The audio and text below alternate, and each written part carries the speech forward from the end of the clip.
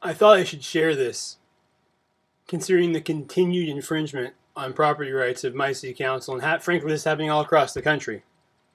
This is something you should all read to your city councils. My words, yours, your choice. Whenever they come knocking for you not paying for a permit to maintain your own property, why do you have to pay them to maintain your own property? It doesn't even make sense, does it?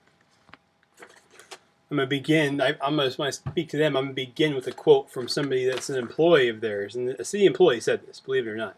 This is how repugnant their attitude is, how disgusting their attitude is towards the people they serve. Begin. Imagine there's a city council and a city attorney sitting in front of you, and a bunch of people out there watching and listening. You have the right to do what you want with your property within the limits society sees fit. Those words came from Michael Hines' lips, a public servant employed by this city. His position is provided by the people he serves, but the respect for those people he should hold is not provided to them. Although the nature of his job and the tasks it entails are geared to rob people of their money, time, and potentially property, some would suggest this excuses him, since he is just doing his job. But I hold the individual in high regard, and do not believe that a creature with the capacity to use reason and logic cannot think for himself and discern right from wrong. Too long have the words, "I am just doing my job," or "I am just following the law," been used as an excuse by our public servants. This is the excuse of German officers at Nuremberg when they were questioned on why they put Jews in gas chambers, and sheriffs in the Old South enforcing segregation laws, enforcing racism. Those men were not beyond reproach in our eyes, and no man is when he violates another man's freedom and basic rights. City councils, state governments, our federal government have forgot our country's founding principles and the government's foremost responsibility to preserve the rights of the individual. The sovereign individual was the reason our founders started a constitutional republic and not a democracy. They knew democracy could easily become mob rule, allowing 51 to steal the rights of 49. Mr. Hines' statement about property rights that reflects the city's view is an affront to that principle in our constitutional republic. The city attorney should know, per corpus delicti, or, not in Latin, the body of the crime, this city has no cause for action against anyone over any code violation. The law requires for a matter to be brought to the courts that loss, injury, or harm to a person or property must be proven, and threatening citizens with legal action when no loss, harm, or injury has occurred is a scare tactic at best. A ploy where the city extracts fees from the very people it serves, with threats that in the end, should it go that far, are enforced on the barrel of a gun. That is what it always comes to. George Washington said, "Government is not reason, it is not eloquence, it is force." This city is no better than the mob. When it enforces codes that don't allow people the right to do whatever they please within the garage, and only allow in that said garage 10 square feet of storage within, you see, just like the mob's protection racket, we obey and we pay the city for permits to protect us from the city coming after us. We pay you so you don't come after us. We the people have inherent rights to be free and do with our property as we see fit, with one stipulation, that we damage no one else's property or person. I know that what justifications you have made to support your disregard for our inherent rights. You would bloviate about safe building practices and accepted standards, but when did the government become our risk management department? The danger that lies down this path is beyond words. With the president and many in this country lobbying for a single-payer healthcare system, any risk we may take in that scenario becomes a cost to the government. Potentially speaking. In the end, this reduces our freedoms to expenses. And like any business, government will try to cut costs. We must not allow our freedoms to be curtailed. by them coinciding with improving the bottom line. A free man decides what is an acceptable risk to him. Alfred Nobel took the risk to go out in a boat and create TNT, stabilizing nitroglycerin. In our current society, I doubt we would have ever allowed this. And in turn, we have denied ourselves one of the greatest minds of our time, a man whose fortune still to this day honors and encourages the greatest thinkers and scientists of our day. I say, to hell with your standards. As long as we harm no one, mind your own business. Specific to current government overreach I am party to, one complaint of the city is that the pipe on the property was not permitted and inspected and could be leaking potentially, polluting groundwater. It is not, I assure you. However, the issue here is not that you have evidence to suspect it is, but more that you didn't get your protection money that you feel entitled to for a private property owner maintaining their property. Your supposed concern that the pipe could leak assumes it was installed wrong. This presupposition turns the presumption of guilt that our Constitution sets forth on its head. Unless you have valid evidence to show it is incorrect, our standards dictate that it is assumed to be done correctly. After all, it would be irrational to think a person would purposely install leaky pipes, causing water to pool on their property and become a stagnant nest for vermin to multiply in. I will finish by stating that this ends now. The threatening of citizens, the extorting of hard-earned money to fund local government that has gone off the rails. This building we meet in now, this edifice, this monstrosity, it doesn't even apply with your regulations you set forth to every other business on the boulevard as to what it should look like, is an example of that.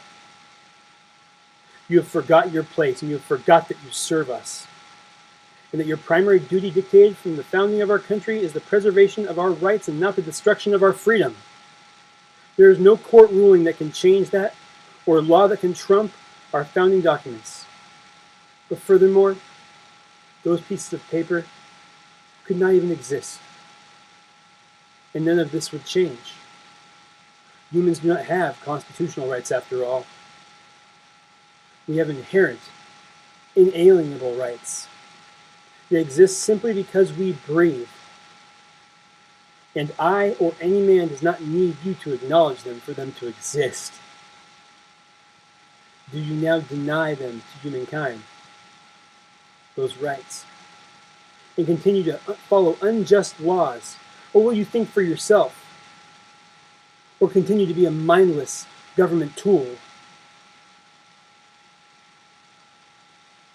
No longer will the Nuremberg excuse, the "I was just following the law," count for anything. Those are the words of men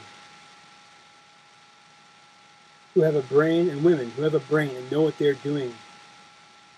When it all comes down to it in the end, is or was wrong. I implore you to not have the regrets at your deathbed, knowing that things that you did led only to the destruction of freedom and the oppression of the free man. Building permits seem like a petty place to make these arguments, but this is how pervasive they have become. They have bled down to the lowest levels of our government, and we see it here today. I dare this council to contradict any points I have made, to disagree with our founders, to disagree with our inherent right, your own inherent right. If you can steal it from me, somebody can steal it from you, so think hard.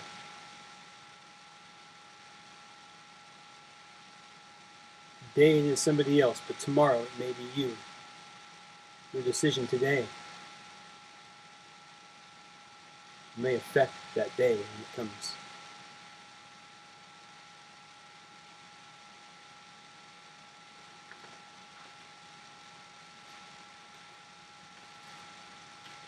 We have let government into our lives. They are a risk management department.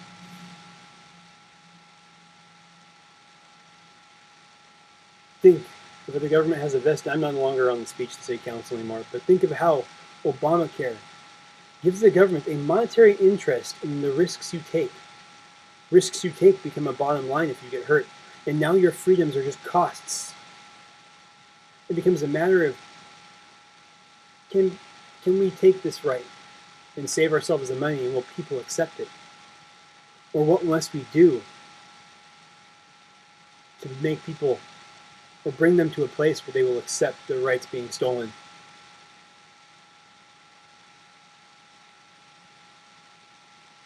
The affront to the freedom of man must stop. America is the freest country in the world, yet the police state and the oppression is present in our country this day. What will you do?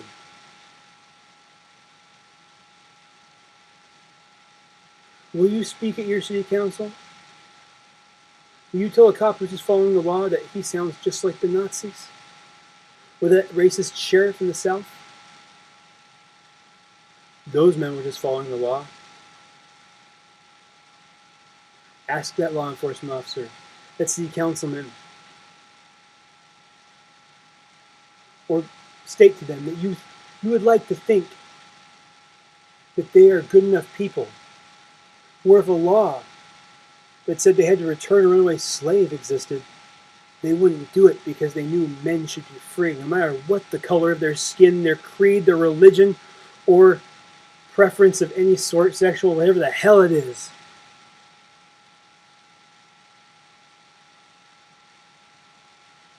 I say this, and I know any man hearing it knows what I say is true.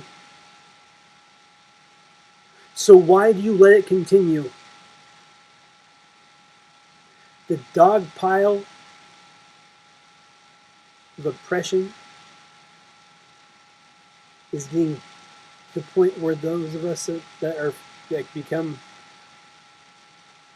burdens or obstacles to go under the foot of the government are having trouble breathing and suffocating under a court system that upholds unjust laws. But the people have the power, not the courts, not the politicians. But you've delegated away your power, and you must grab it back again before you can ever have your freedom back. If you continue to be complacent, you will lose it forever. It will be your own fault. And men like me will be silenced.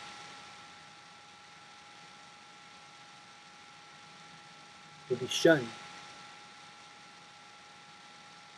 But someday you will wish, if it goes the wrong way, that you will have stood by people's side, good men and women that knew what was right and were willing to take the tough calls and the consequences,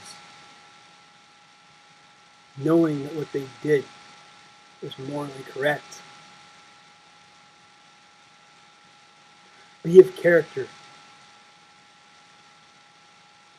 And in doing so, stand there, no matter what happens to you, with the moral rectitude to know that you are right, even if they put you in chains.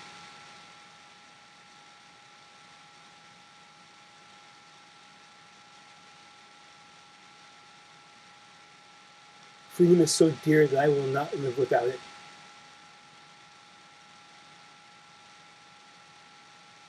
And an easy life is not so sweet when it has to be lived in chains. Whether they're real or not, metaphorical or physical. Search your soul and know that man is free.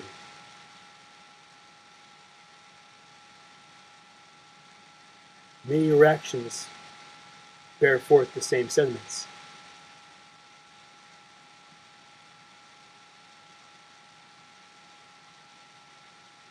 God bless the free man